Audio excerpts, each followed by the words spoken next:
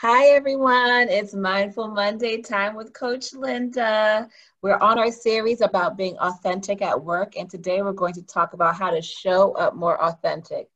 Come and join us.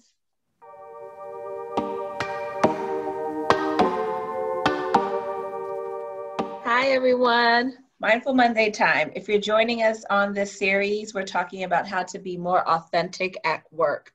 And Coach Linda is taking us through multiple exercises so that we know how to show up more authentically in the workplace, which is a struggle that many people have the more we advance in our careers and the more that we work in different environments. So last week, Coach Linda, you had us go through an exercise to identify our top 5 values, which was a challenge because there's so many things that I can equate as a value, but to get to the top 5 was very interesting. So one of the values that I captured for myself was I value having personal time. So I want my weekends to be generally free to do things for myself or for my family or my friends. And I don't want to be in a work environment that's constantly pressuring me to work on the weekend. So that's something that is important for me. But now that we have these value statements or values, how do we show up more authentically with them? How do we use that information? Okay, so thanks, Omita, and lovely to be back with you all. Getting someone to drill down to what their top 5 values are sounds easier than it is, and thank you for expressing it. It's quite difficult because we have a broad value system, or so we think. So getting you to actually focus mindfully, intentionally on drilling down to what your top 5 values are. The second part of the exercise now is to take those top 5 values that you hold dearest to you and write them into a life mission statement. So it's literally, it's a sentence that incorporates all 5 values. And the reason why we do this is because that actually then embeds the 5 values that you most want to live your life by, that are most important to you in your life. You put it into a life mission statement, and it actually allows you to stick to them because you've written it down. You've made a statement to yourself as in, this is my life mission statement. And it actually translates into what your life purpose can be, because often those 5 values and what you write shows up as what my life purpose is.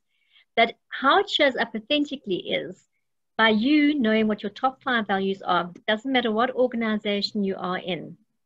If the organization has values, and your values are not aligned to the organization's values, or vice versa, you're not going to feel that you're a good fit.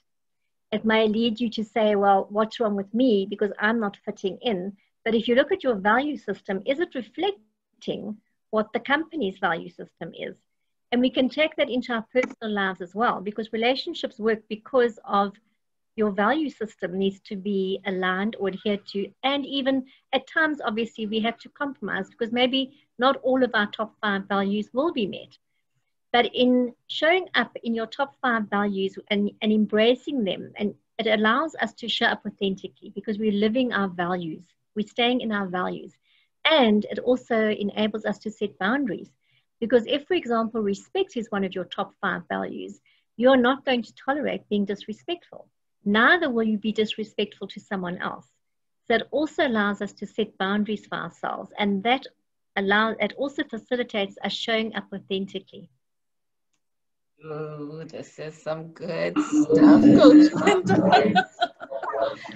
Oh, I'm so excited. And I mean, it really does make you do some inner work. And, as you just do the values exercise, and now that we go into those value statements, it's going to be very interesting to now then go back to work or go back into a relationship and think about, okay, does this actually benefit my values? Is this something that is truly reflecting who I want to be and how I want to show up? So I'm really excited to do this. And I think this can also translate if you're an entrepreneur and you're running your own business. Because if you're running your own business, I mean, your values are embedded in that organization. So it helps you to get clearer on that as you progress. It helps you to get a clearer vision. It helps you to set a clearer mission and a set of objectives for yourself.